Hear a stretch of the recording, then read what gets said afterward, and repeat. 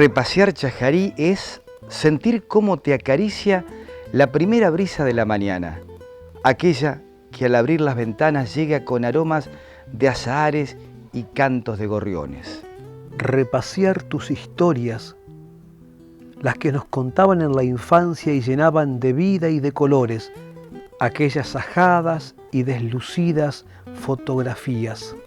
Repasearte Chajarí es saberte lejos y reconocerme buscándote sabiendo de antemano que estarás en los detalles, como cuando preparé un mate y apisoné la yerba y entonces, en ese gesto simple, te sentiré tan cerca que podré abrazarte y alcanzará para todas mis nostalgias. Repaseando historias es volver a encontrarnos, porque no seríamos lo que somos sin comprender el encuentro. El encuentro. Y hay mucho de eso, Claudio, porque al fin y al cabo somos el encuentro de guaraníes, criollos e inmigrantes. Somos el resultado de ese encuentro, Joselo. Un encuentro del que la ciudad nos habla permanentemente. Apenas atravesamos ese portal. Y apenas atravesamos el portal, nos espera la Virgen Milagrosa y el Jesús Misericordioso. Siempre se necesitó contar con el amparo de la fe, ¿no? Uno cuando ve que la gente que transita el acceso a la ciudad, los ve persignarse, hacer una oración, ¿no? Pero te digo algo, no fue las primeras imágenes que aparecieron. Mucho antes, en aquella antigua Ruta 14, ¿no? En la angosta Ruta 14, en la rotondita del medio, supo ver una gigante cruz de madera con un Cristo. Bueno, mucho tiempo atrás, ¿no? ¿Y qué pasó con esa cruz?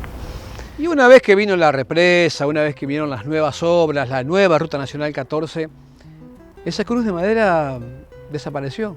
Quedó el recuerdo de quienes peregrinaban, de quienes misionaban hasta la cruz, y quedaron las fotos como recuerdo, pero de la cruz nunca más se supo. Hubo una cruz que dejó de estar en su lugar. Hablando de presencia de la fe, ¿vos sabés cuál fue la obra que podríamos decir que fue la primera presencia cristiana en todo este lugar? La primera presencia cristiana, todo hace suponer que habrá sido la parroquia Santa Rosa de Lima. Suponés bien, pero en realidad, hace mucho tiempo atrás, 100 años atrás de la parroquia Santa Rosa, si hacemos números serían unos 230 años más o menos, ya existió en esta región la primer presencia cristiana. Era una capillita, un oratorio. ¿Sabes cómo se llamaba? Tuparaí. Tuparaí. El nombre de lo que fue la última obra que ha dejado el padre Max en la ciudad de Chajarí. Sí, Tuparaí significa Niñito Jesús. ¿Y dónde está esa capilla, ese lugar? Buena pregunta esa. Yo creo que en estos encuentros es momento de que vayamos en busca de la capillita Tuparaí.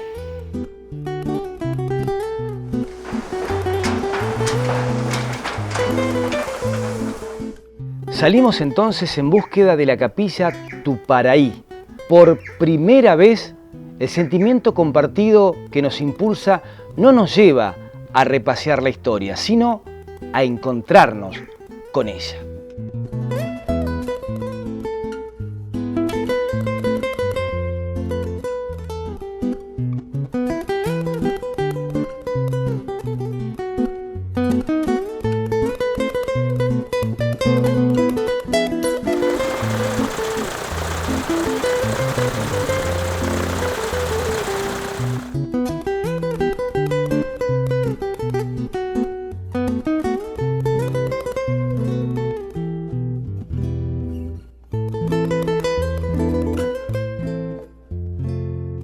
Salimos de Chajarí, pasamos por Villa del Rosario y esto sería Colonia Santa Eloísa.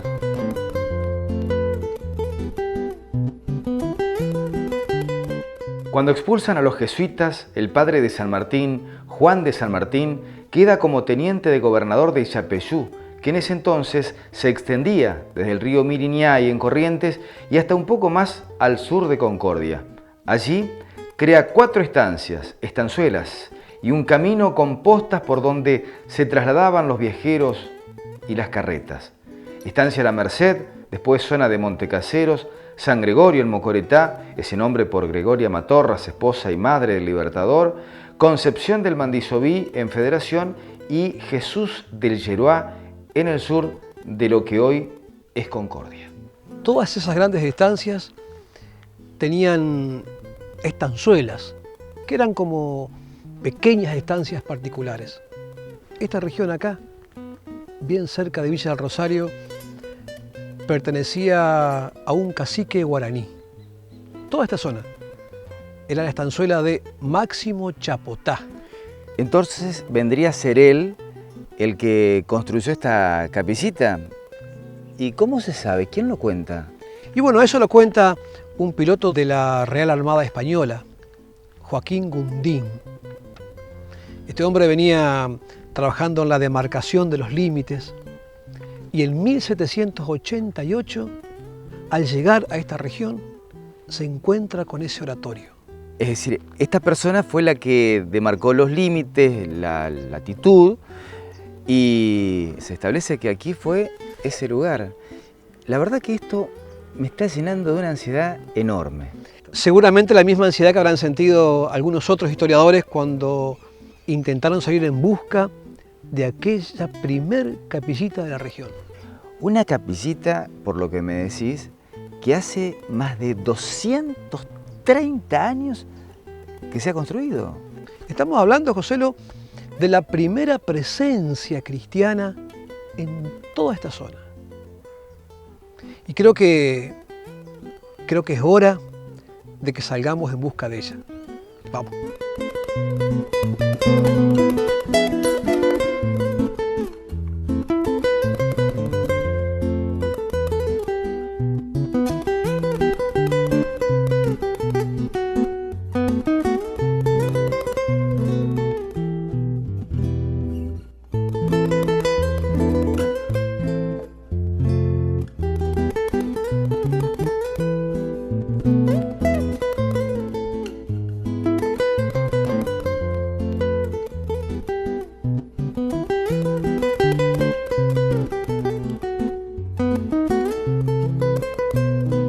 Y bueno, José, después de mucho tiempo de búsqueda, la longitud y la altitud que daba Gundín nos da exactamente este lugar, a la vera de ese camino que unía toda la región.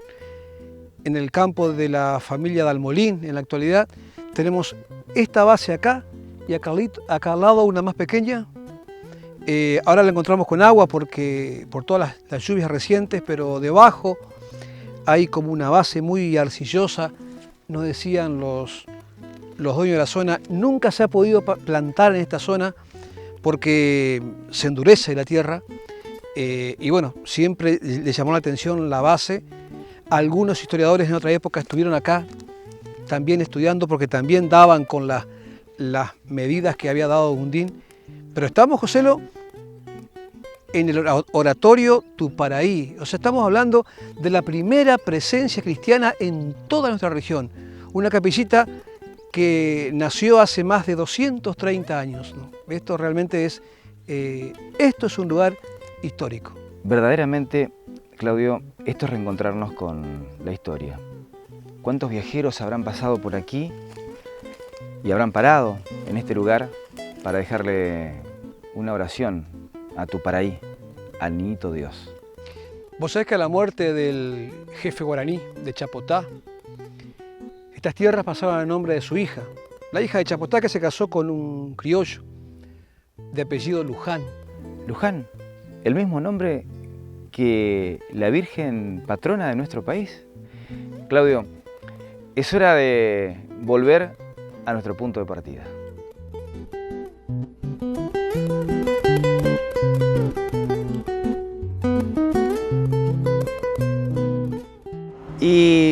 Volvemos aquí, a lo que es nuestro punto de partida.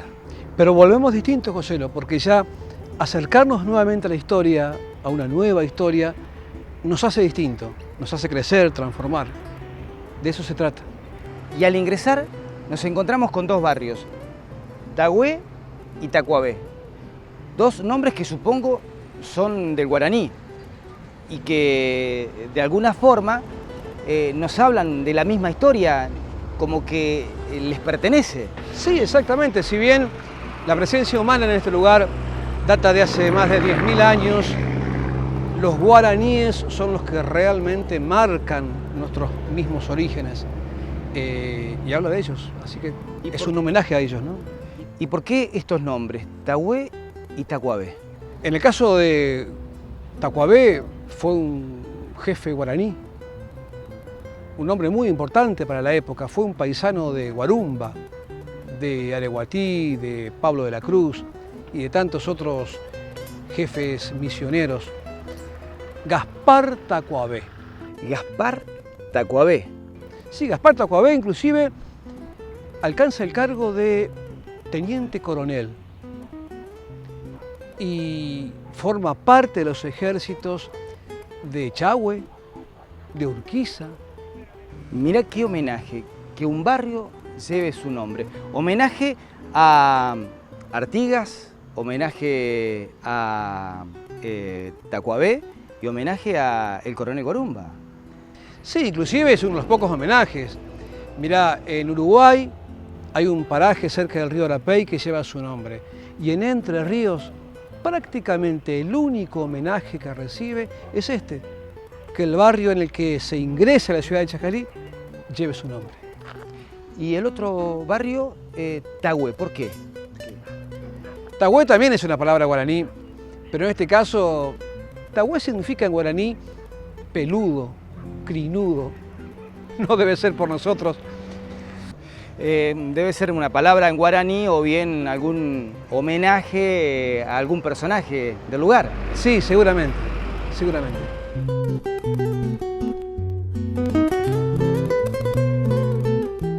Ingresamos a la ciudad, Avenida Doctor Casillas. Imagino que como homenaje a este querido médico, que no era de Chajarí, pero se ganó el afecto de toda la gente de su época.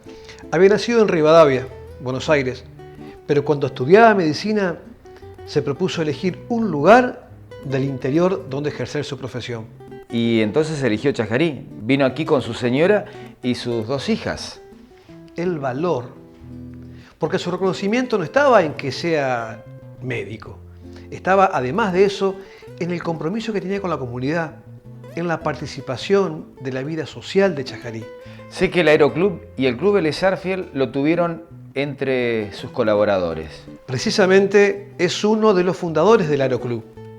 Le gustaba tanto la velocidad. Mira, además era hincha de Huracán. Andaba siempre con el carnet de socio. Y el exacto lugar donde se produce el accidente. El 9 de octubre de 1949. Era un festival aéreo que incluyó vuelos de autismos, exhibiciones de motocicletas, hasta carreras de Forte. El primer vuelo siempre lo hace un sacerdote para bendecir todos los paseos que harán ese día. Pero ese día, Joselo, sabiendo de su pasión, el sacerdote, el padre Blasón, le cedió el primer vuelo al doctor Casillas.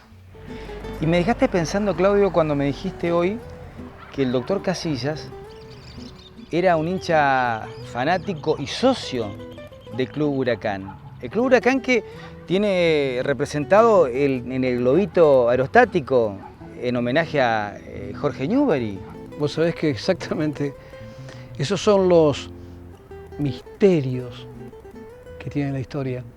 Jorge Newbery, que es la figura más importante que da la historia de la aeronáutica argentina, y nos encontramos con el doctor Jacinto Casillas, que va precisamente a terminar su historia, su vida, en un vuelo, ¿no? En un vuelo. Alguien que no dejaba nunca, no abandonaba nunca ese carnet de socio de Huracán, en homenaje al globito que llevó por los aires a Jorge Newbery y de la misma manera va a terminar el doctor Casillas. Son misterios, inclusive hay uno que es muy interesante. Casillas tenía como hobby, además de la velocidad, a la jardinería y andaba en busca hace muchos años de lograr la rosa negra. Hacía injertos, pero sin un feliz término. Bueno, unos días antes del accidente se lo había visto muy contento porque por primera vez en su jardín había brotado la primer rosa negra.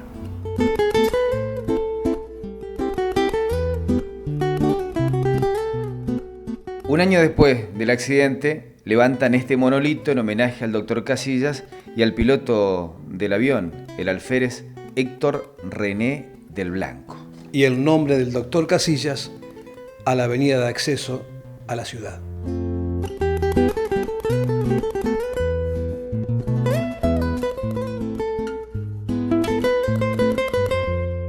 Casillas, Jorge Newbery nombrábamos hoy. Vos sabés, Consuelo, que precisamente Jorge Newbery es el que trae a nuestro país a una de las figuras de la historia de la aeronáutica uruguaya, Francisco Bonilla.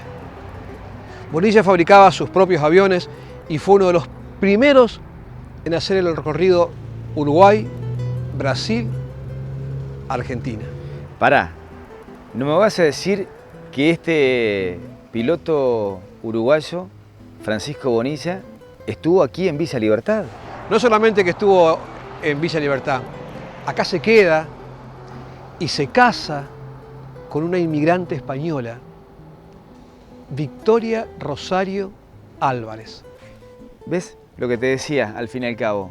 Somos encuentro, porque me vengo a enterar que este pionero de la aviación uruguaya estuvo aquí, en esta zona, en Villa Libertad, y además se casó con una inmigrante. Sí, exactamente. Y además, desde acá, siguiendo todo el recorrido que él venía haciendo, se van a Santa Fe. Acá se casan en marzo, se van en mayo a Santa Fe, porque para el 25 de mayo había una exhibición, y ahí estaba como protagonista Francisco Bonilla.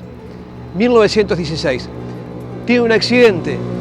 El accidente no fue nada grave, pero sí lo va a llevar a que Bonilla decida retirarse como piloto.